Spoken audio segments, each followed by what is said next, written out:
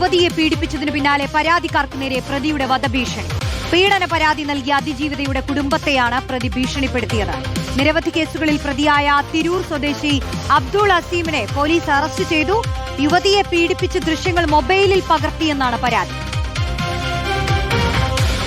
വീട്ടിലെ മറവിലും രാത്രിയിലൊക്കെ സമയത്തൊക്കെ കാണുമ്പോൾ അതും വേറെ സാധായിട്ടൊക്കെ കാണുമ്പോൾ കരഞ്ഞ് കാല് പിടിച്ചിട്ട് വരെ വെറുതെ വിടില്ല. അത് ആലോചിച്ച് വെക്കാൻ മതിട്ടാ. എന്തിനും മടിയില്ലാത്തവന് കാണുന്നുണ്ടെങ്കിൽ പിന്നെ എന്തും ചെയ്യും. അപ്പോൾ ഭീഷണിപ്പെടുത്തില്ല, അയച്ച് മനസ്സിലാക്കി വെച്ചു. പിന്നെ അത് ഞാൻ എന്താ പറയുക, ഒരുപാട് കേസും ഗുരുമാലും കാപ്പപ്രതിയും ഉണ്ടാക്കിയും ഇതൊക്കെ അടിച്ചിട്ട് നടക്കുന്ന ആളാണ്. മനസ്സിലായോ? ഏതായാലും ഇന്നത്തോടെ ലോകം അവസാനിക്കില്ല. മനസ്സിലായോ? പിന്നെന്ന് പറഞ്ഞാൽ അത് 1, 2 ആളും 3 ആളൊന്നുമില്ല. ഇത് ഈ അങ്ങാടി കിടന്ന് കളിക്കുന്ന കളിയില്ല, അതൊരു നെറ്റ്വർക്കാണ്. അതേസമയം കേസെടുക്കാൻ ആദ്യഘട്ടത്തിൽ പോലീസ് തയ്യാറായില്ലെന്ന് അതിജീവിതയുടെ പിതാവ് ആരോപിച്ചു. പുറത്തിറങ്ങിക്കഴിഞ്ഞാൽ കുടുംബത്തെ ഇല്ലാതാക്കുമെന്ന് പ്രതി ഭീഷണിപ്പെടുത്തിയതായി അതിജീവിതയുടെ കുടുംബ സുഹൃത്ത് റിപ്പോർട്ടറിനോട് പറഞ്ഞു. തക്കതായ നടപടി എടുക്കണം, ഞങ്ങൾക്ക് ജീവിക്കേണ്ടവിടെ. ഇങ്ങനത്തെ ക്രിമിനലുകൾ വളർന്നു വന്നാൽ ഇതുവരെയായിട്ട് പോലീസുകാർ അവൻ്റെ ഫോട്ടോസോ അവൻ്റെ കേസോ ഇതുവരെയായിട്ട് ഒരു ചാനലിൽ ഒന്നും പുറത്തു വിട്ടിട്ടില്ല. ഇത് പോലീസുകാർക്ക് ഇതുകൊണ്ട് എന്താ ലാഭം എന്ന് നമുക്കറിയാം.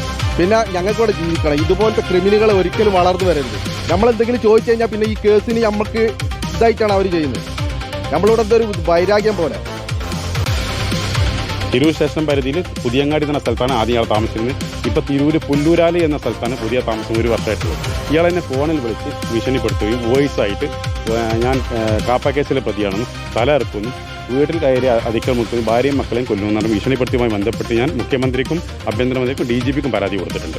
പുറത്തിറങ്ങിയ ആളെ സുഹൃത്തുക്കളും ഭീഷണിപ്പെടുത്തുന്നുണ്ട്. പുറത്തിറങ്ങിക്കഴിഞ്ഞാൽ എൻ്റെ കുടുംബത്തെയും ഇല്ലാണ്ടാക്കുമെന്നാണ് പറഞ്ഞത് പ്രതി. ഇതിനു മുമ്പും സമാനമായ കേസിലെ പ്രതിയാണത്.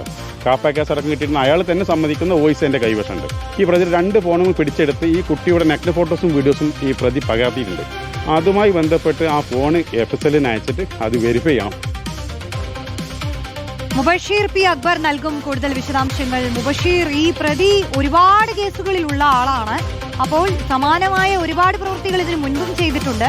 പീഡനത്തെക്കുറിച്ചൊക്കെ പറയുമ്പോൾ ഇതിന് പിന്നിൽ ഒരു നെറ്റ്വർക്ക് ആണെന്നൊക്കെയാണ് ആ ഓഡിയോ സന്ദേശത്തിൽ പറയുന്നത്. എങ്ങനെയാണ് ഇതിന്റെ അന്വേഷണം? മലപ്പുറം തിരൂരങ്ങാടി പോലീസ് സ്റ്റേഷൻ പരിധിയിൽ മൂന്നിയൂർ പഞ്ചായത്തിലാണ് ഈ കേസിനാസ്പദമായ സംഭവം നടക്കുന്നത്.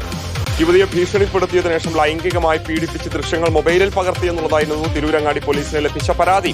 പിന്നീട് ഈ ദൃശ്യങ്ങൾ, മൊബൈലിലെ ദൃശ്യങ്ങൾ പുറത്തുവിടുമെന്ന് ഭീഷണിപ്പെടുത്തി വീണ്ടും യുവതിയിൽ നിന്നും 7 പവനിലധികം തൂക്കം വരുന്ന സ്വർണ്ണാഭരണങ്ങൾ കൈക്കലാക്കിയെന്നുള്ളതും പരാതിയിൽ പറഞ്ഞിരുന്നു.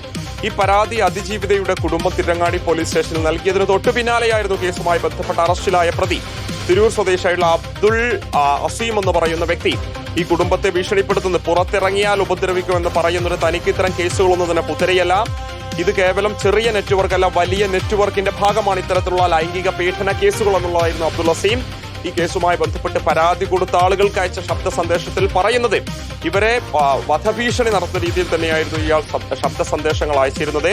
ഭീഷണിക്ക് തൊട്ടു പിന്നാലെ ഇയാളെ തിരൂരങ്ങാടി പോലീസ് അറസ്റ്റ് ചെയ്യുന്നുണ്ട്. പീഡനം ഉൾപ്പെടെയുള്ള വകുപ്പുകൾ ചുമത്തിയായിരുന്നു ഇയാളെ അറസ്റ്റ് ചെയ്തിരുന്നത്.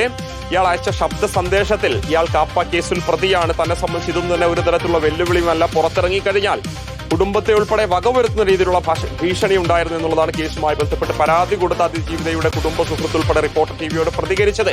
സംഭവത്തിൽ ആദ്യഘട്ടത്തിൽ പരാതി സ്വീകരിക്കാൻ തിരങ്ങാടി പോലീസ് തയ്യാറായില്ലെന്ന് അതിജീവിതയുടെ പിതാവും റിപ്പോർട്ടർ ടിവിയോട് വെളിപ്പെടുത്തുകയുണ്ടായി. എന്തായാലും നിരവധി കേസുകളിൽ ഉൾപ്പെട്ട പ്രതിയുടെ ശബ്ദ സന്ദേശം ഉൾപ്പെടെ പുറത്തു വന്ന പശ്ചാത്തലത്തിൽ ഈ അതിജീവിതയുടെ കുടുംബത്തിനും അതിജീവിതയ്ക്കും സംരക്ഷണം ഒരുക്കണമെന്നുള്ളതാണ് പ്രധാനപ്പെട്ട ആവശ്യം. അതോടൊപ്പം തന്നെ പ്രതി കൈക്കലാക്കിയ സ്വർണ്ണാഭരണങ്ങളും ദൃശ്യങ്ങൾ പകർത്തിയെന്ന് പറയപ്പെടുന്ന മൊബൈൽ ഫോണും കണ്ടെടുക്കണമെന്നുള്ളതും കുടുംബം. മുബഷീർ P. അക്ബറാണ് വിവരങ്ങൾ നൽകിയത്.